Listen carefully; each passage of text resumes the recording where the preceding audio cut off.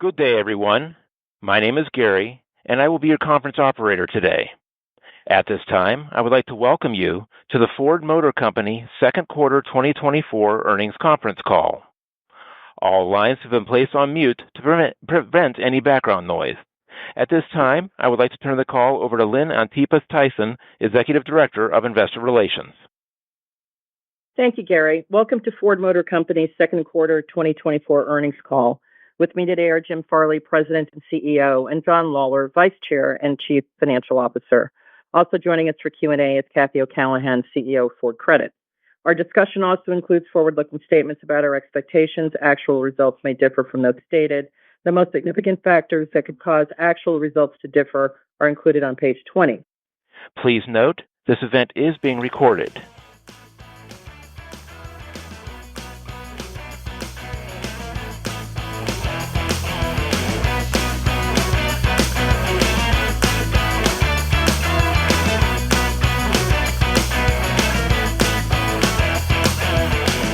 Hello, everyone, and welcome to Kilowatt, a podcast about electric vehicles, renewable energy, autonomous driving, and much, much more. My name is Bodie, and I am your host. And today we are going to cover Ford's Q2 2024 earnings call. It was actually a pretty interesting earnings call. Not typical from what we get from Ford. I thought we got a little bit more insight than we normally would about Ford's thoughts on new products, on software services, and their current EV lineup. So I think this is going to be a good episode. Well, I mean, we'll see, but I think it's going to be good. Let's go ahead and jump into Ford CEO's Jim Farley. Jim Farley, Ford CEO. I'm saying that wrong. Anyway, let's jump into Jim's opening remarks. And as always, these are edited to be specific to what we do and talk about on this podcast, which is all the EV fun stuff. So let's go ahead and listen in. On electrification, we've been very vocal about why electric vehicles are so important and a great choice for customers and businesses. Customers' usage data and cost of ownership data would indicate about 50% of customers who buy automobiles would be better served on buying an electric vehicle. Now, there's lots of misconceptions around EVs on the separate areas of costs like resale value and insurance, of course, range and charging and battery life. And OEMs like Ford must do a much better job in educating our customers about the advantages that an EV offers in terms of cost of ownership. As you know, we are the number 2 EV brand in the U.S. for over 2.5 years. That's a long time, and we've learned a lot, and now we have used those learnings to sharpen our strategy. What we learned is that it's incredibly important to be transparent about Model E losses inside the company as well. This forced accountability, and the result is our team is getting much more strappy and resourceful in terms of turning the business around. We are now more disciplined and have to be for capital and expense. And this means we will not launch vehicles at a loss that are not good for our business, knowing what we know now about the reality of the market equation. And we clearly see China and Tesla as the cost benchmark. We also see excess capacity that will lead to more pricing pressures, which is in our business plan, more consolidation, and many, many more partnerships. We see less vertical integration in some areas to relieve capital, and we see a lot of tough choices on footprint. Early majority customers are really different than the early adopters, particularly in retail, and we see a lot more openness to hybrids and extended range electric vehicles we call EREVs. We also see a divergence on electrification adoption between commercial and retail. Commercial customers focus on total cost of ownership. They use the vehicles much more intensely, and they do not overbuy batteries that retail customers do. They're also investing in our pro charging depots and our integrated software because they want to be smart about the cost of charging their vehicles. And I'm happy to say that our EV Pro contribution margin for our EV vans is now already positive. We also have learned a lot about the size of the vehicle. We believe smaller, more affordable vehicles are the way to go for EV in volume. Why? Because the math is completely different than ICE. In ICE, the business we've been in for 120 years, the bigger the vehicle, the higher the margin. But it's exactly the opposite for EVs. The larger the vehicle, the bigger the battery, the more pressure on margin because customers will not pay a premium for those larger batteries. And lastly, compliance. There is a lot of pressure on compliance. And the lower demand for EVs, especially the pricing, means that CO2 credits are now likely going to be needed for fleet flexibility and optionality and will be a critical strategy choice for any company. Well, what are the success criteria for EVs in the future? Well, the first one is to have the right mix of fully and partially electric solutions. This is imperative. You have to have a compelling product roadmap, and you have to have very flexible manufacturing. A good example is our hybrid business. The global hybrid portfolio at Ford is on track to grow 40% this year across 9 nameplates. And we really bet on hybrid trucks. In the first half of the year, our hybrid pickups, Maverick and F-150, grew more than 3 times the rate of the overall hybrid segment. Our F-150 hybrid with Pro Power on board is a game changer for our customers. Commercial customers have power on the run, like job sites, and our retail customers have emergency power backup. And boy, have we seen that in Texas and all the other extreme weather events, how important that is for our customers. The second success factor is matching the cost of the Chinese OEMs and Tesla, especially on affordable EVs. Now, when people hear about affordability and they think about small and unaffordable, I'd like to address that now. We are designing a super efficient platform, leveraging innovation across our product development, supply chain, and manufacturing teams. With no engine or drivetrain, a smaller vehicle can have a much roomier package, actually the interior package of a class above, with a small silhouette. That's a big advantage for customers versus ICE. And we're focusing on very differentiated vehicles priced under $40,000 or even $30,000.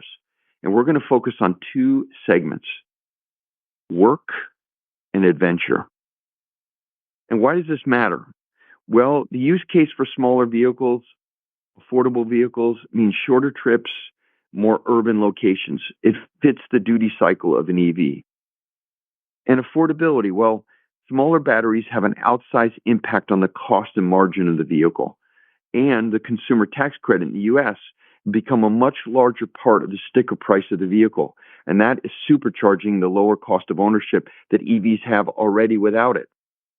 And finally, we have the ability to leverage this platform across many top hats, which will drive scale and large install base for our growing software business. And the last success criteria is to be really careful about your larger EVs. For us, they'll be part of the picture, but success requires even more breakthrough on a cost efficiency, much smarter choices on segments, in our case, work and commercial, a lot of partnerships, and a lot of technology pathways. Overall, the EV journey has been humbling, but it has forced us to get even more fit as a company, including applying it to our ICE business, and that will pay off in the long run. I am so happy we scaled 2.5 years ago, and we have the option to incorporate those learnings into our next generation of EVs launching in the coming years. All right, a lot to unpack there. I do think he is right that at least half of Ford customers would be better served buying an EV. I think that's a no-brainer as long as they can afford them. Right now, EVs are pretty expensive. Anything over $40,000 for a car is unattainable for a lot of people. Anything over $30,000 is unattainable for a lot of people. But I do think he's right that it would be you'd be better off owning an EV because it's less maintenance, and if you have the ability to charge at your home or at your apartment or at your business, then that's going to be much cheaper versus paying for gas every day. But the reality is the internal combustion engine side of Ford is subsidizing the EV side right now, because Model E, Ford's EV business, is not making any money. He mentioned in there that commercial EV customers are not overbuying on the batteries like retail customers do. Commercial EV customers likely know which routes these vehicles are going to be driving, and they buy a battery pack that fits their business needs. Versus you or I, we might decide, oh, well, we're not going to go with the biggest battery pack, but we'll go with the medium because we want to make sure we have that little bit extra. I guess that's not really going on with fleet sales. We're going to talk a little bit more about China and Ford in the next clip, so I'm going to skip that. He talks about eRev, and it looks like eRev is a portable generator to charge the EV. I don't know if that's going to be built into the vehicle. It said removable when I looked up on this. I did a Google search for this. But yeah, that's kind of what it looks like, is just a portable generator to charge your car if you need one. Let's see. I was a little bit surprised that there are more margins in smaller EVs than the bigger EVs, but that does make sense. Big EVs, big batteries, and that really does cut into the margin. We talked the last episode about the lowered cost of EV batteries, but we're still not at nothing. It's still pretty expensive. It looks like there's a new smaller platform in development for Ford for vehicles, and we're gonna talk a little bit more about that. There's a clip later on that they don't really announce anything, but they do talk a little bit more about it. Software services, I cut this part out, but they expect there to be $1 billion in revenue just from software services in 2025. And they mentioned that their vehicles would continue generating revenue even after the purchase, which again leads right back to software and services. All right, next we are going to hear a question from Adam Jonas, and it's going to be about low cost EVs and whether or not China will be involved. Just to follow up on Skunkworks, your team's made a number of visits to China over the last couple of years, including, I think, just a couple of months back. I believe you were there. What are you learning from these trips? And specifically, I mean, you mentioned China along with Tesla, the cost benchmark, but do you think Ford can bring to market a low-cost EV profitably without help from your partners in China?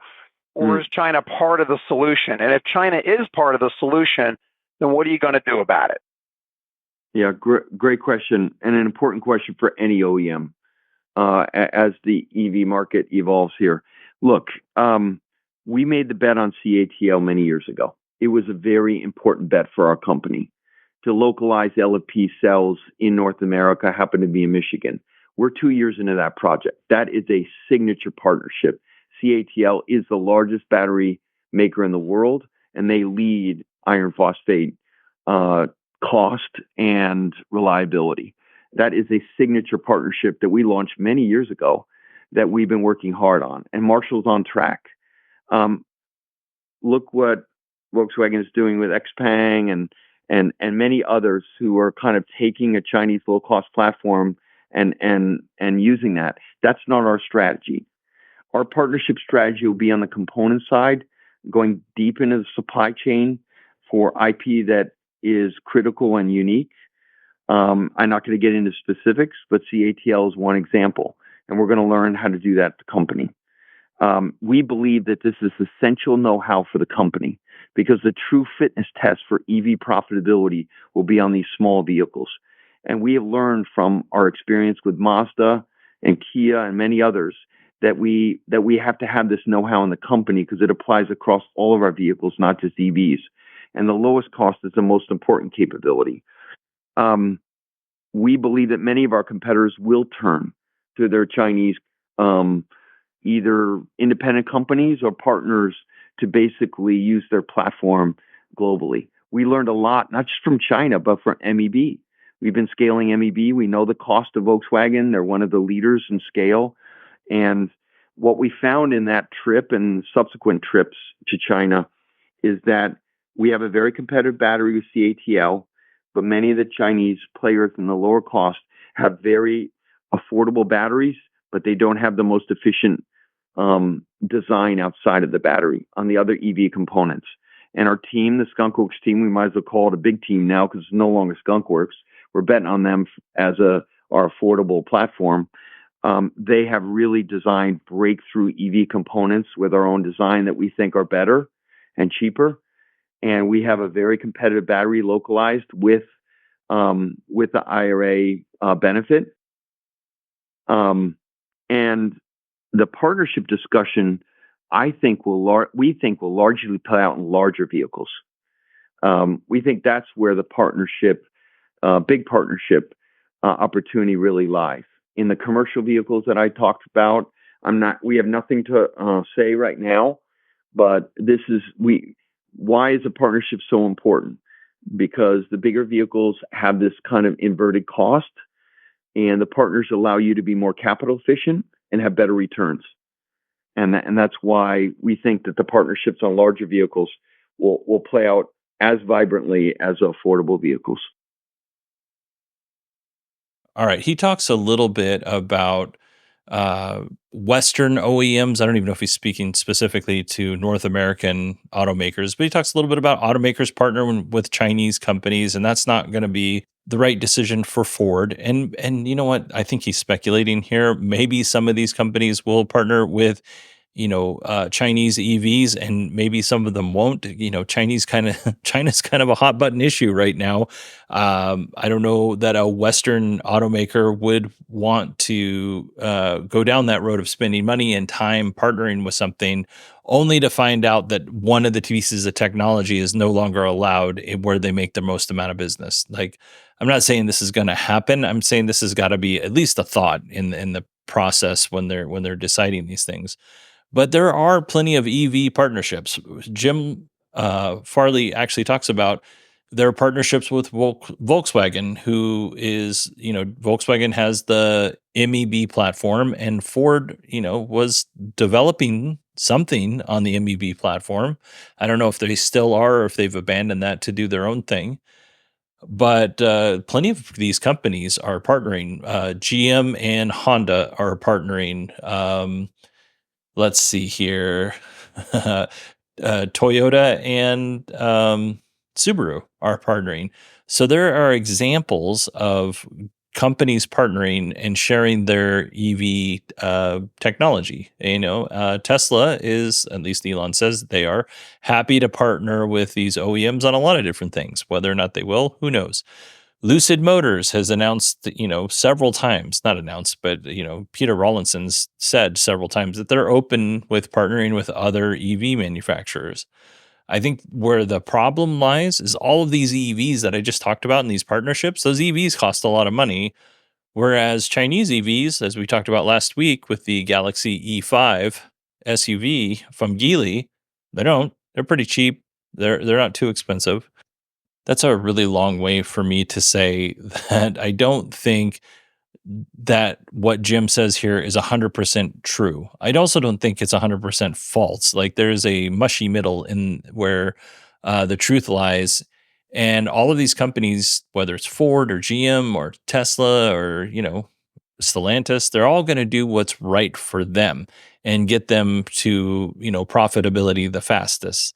And if that means they're going to partner with a Chinese OEM on some technology, then that actually makes sense. Like, Chinese automakers are making really good cars. Why wouldn't you, other than the geopolitical mess that we're currently in? Let's go ahead and move on to our next clip, which is honestly similar to the last clip we listened to. When we step back, and I think this touches on Adam's skunkwork questions, but when you compare Ford now to history, earnings are now significantly higher. But the capital base has expanded such that returns really haven't improved. And this isn't just Ford, this is most Western automakers. The earnings part of the equation is only partly in your control, but the structural costs are. So how are you thinking about the trajectory of structural costs from here? Even simply, are they going up or down? And B, given this is a similar dynamic for a lot of automakers, and so many traditional automakers are investing billions in R&D, really trying to achieve the same thing with respect to EVs, make an affordable EV at scale to compete with Tesla and Chinese OEMs. Why do you think the legacy OEMs are all doing this by themselves? And why aren't there more partnerships? Thanks. Well, I would say that you have to think about how you're going to fundamentally change the development process. I think that's the core thing. It's not necessarily just doing it with somebody else. Sure, we're looking to be as capital efficient as possible, bring partnerships in for capital, but you can do that on components, and you can do that in other ways as well. And we know, and we've done a lot of work understanding what has kept this industry kind of in that penalty box that Adam was talking about, as you mentioned. We're not capital efficient, we're lower margin, we don't grow enough, and, we're not resilient. It's a very cyclical business, and we're working to change that. We've walked through the areas that we're doing and attacking to, improve those key areas. But it's really about the efficiency of the design, and the Skunkworks team is doing something very different. That team is, unique for a traditional OEM, the talent on that team. They're doing an agile waterfall systems integrated design process, which no other global OEM has done, traditional OEM. And we're really working that to be focused on what can happen from a tech standpoint as well. And that vertical integration really helps us drive to those lowest costs. And we're finding that there's ways to be more efficient in many ways than some of the Chinese by incorporating the technology that the team's able to bring forward and leveraging the know-how that they've had from the last products that they've put forward. So I think there's a lot of opportunity for us with that team and the talent and the change in the process that's not only going to show up when we get to our affordable EVs that are going to come from them, but it's also important to understand that if you don't have that transfer function Jim talked about, the entire company isn't going to improve. And by doing it within the company with that team, we have a much higher probability of that transfer function being successful. Yes. And I would just emphasize that the ambition at Ford for partnering on EVs is record level high. We're not going to make any announcements in earning call, but this is absolutely a flip the script moment for our company. We have done partnerships like Volkswagen. We have learned how to be successful with the one-ton Transit that includes an electric vehicle. We really see that opportunity in front of us, but we are not going to partner to the level where we delegate our future and the future fitness for cost competitiveness outside the company. And if we have a partner, we have to have that transfer function that John mentioned. I would only say that we need as an industry to start focusing equally on the one-time cost investment in the electrical architectures and the transition to digital products. Now, the integrated services that we're finding, we have 765,000 paid subscriptions. They are different than our competitors who just basically do it for infotainment. We are basically, productivity on Pro as well as Blue Cruise.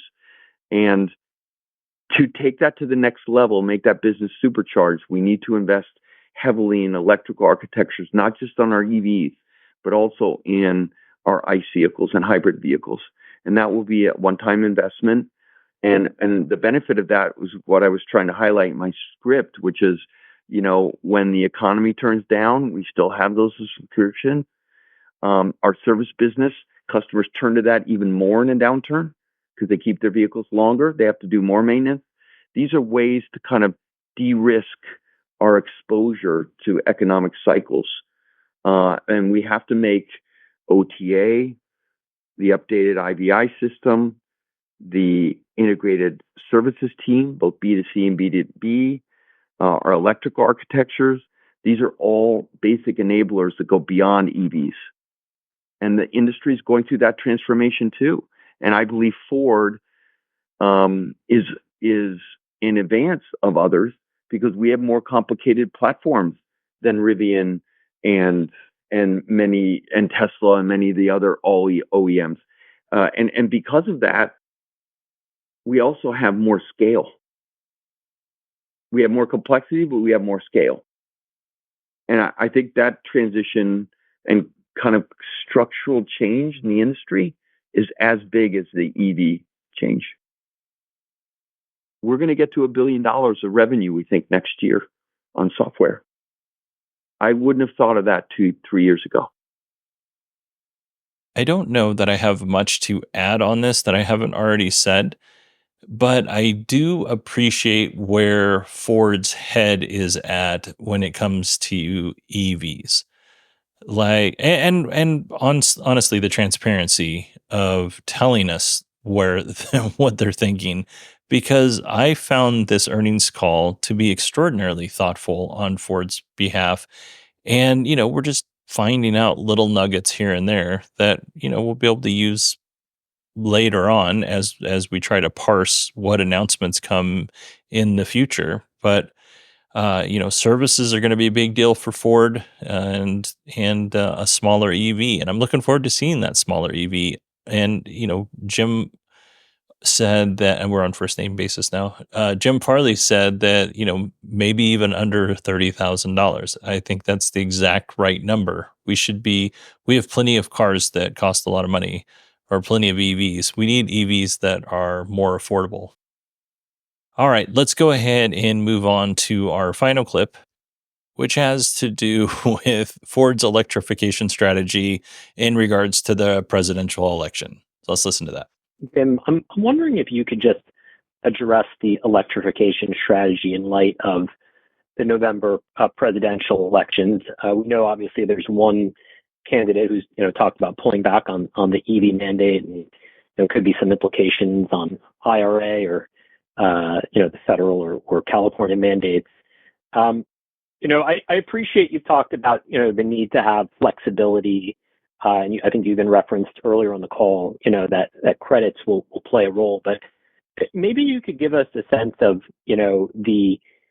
where the strategy is. Is your strategy one that's more existential, that and clearly with Skunk Works it seems to indicate that it is, versus a strategy that is maybe one that's just more meant to reach compliance with a longer term goal in mind? But maybe you can give a sense of how the strategy might change, if at all, depending on the outcome of the election.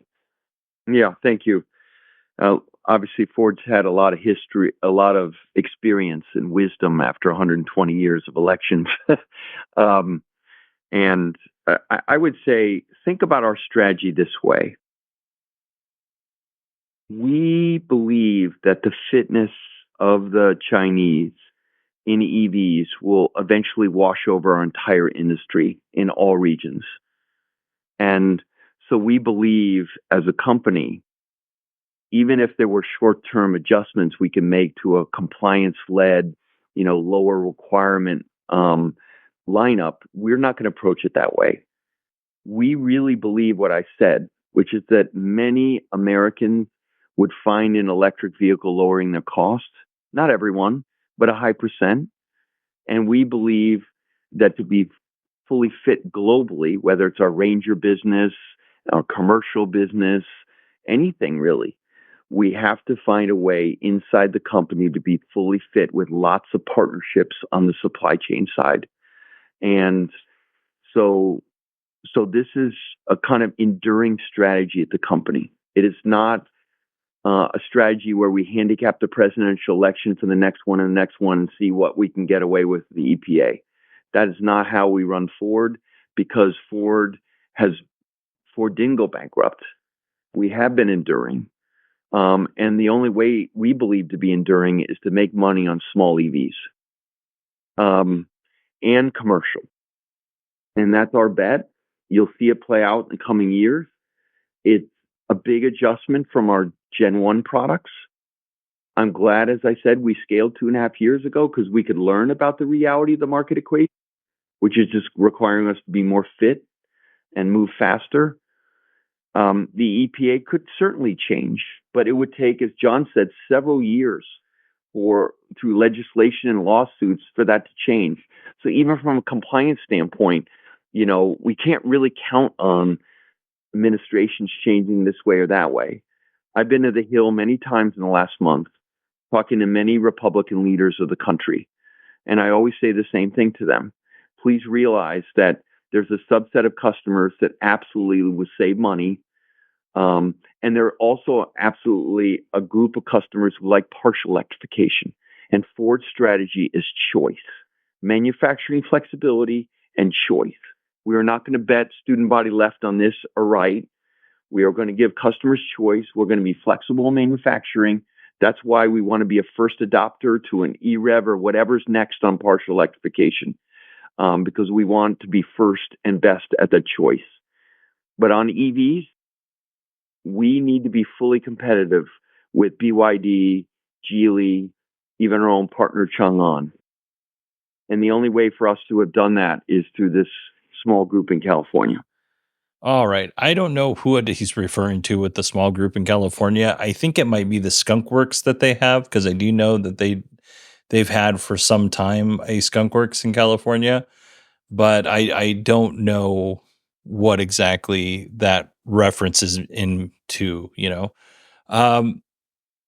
Jim Farley said that the right choice for Ford was making a small, affordable EV and a commercial EV. And then, to fill in the gaps is to manufacture hybrids, ICE cars, basically what customers are looking for, which is what GM said on their earnings call as well.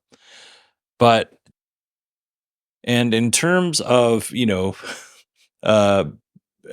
changing your business based on which president is going to be in office, I would imagine that back in the day, this was not as big of a concern that automakers have had to deal with. Ford's been around for a really long time. I even think he mentioned that they've been around for a lot of presidential elections since the time that Henry Ford started the company. I think you need to be aware of what an incoming president may or may not do, but I don't think you need to, completely change course on whatever plan you have. If the IRA credits go away, that's not the end of the world, especially if you have a more affordable EV coming. If for whatever reason one of the administration makes it more difficult to buy an EV, and I'm not picking on anybody, I'm just using a hypothetical example here, then that becomes problematic. But I don't think that's going to happen. No matter which president gets in, I don't think it's going to be more difficult to buy an EV. I think the emphasis on renewable energy will change one way or the other. All right. I think I've tiptoed that line well enough. Let's go ahead and call this our show for this week. I want to thank everybody for listening to the podcast. It really means a lot. I would like to ask you a favor. Instead of giving you a Patreon plug, I need to, if you don't mind, to promote the show. We in the summertime we had a little bit of a dip, and we always have a dip in the summer, and it comes back. But this dip was a little bigger than normal.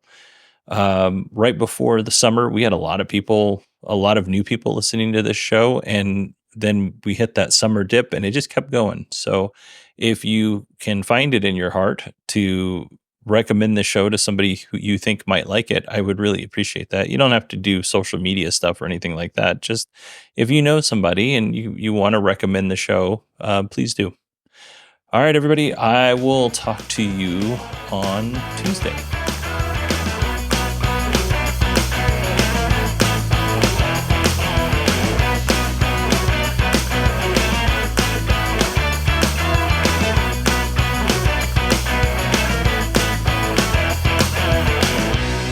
This concludes the Ford Motor Company's second quarter 2024 earnings conference call.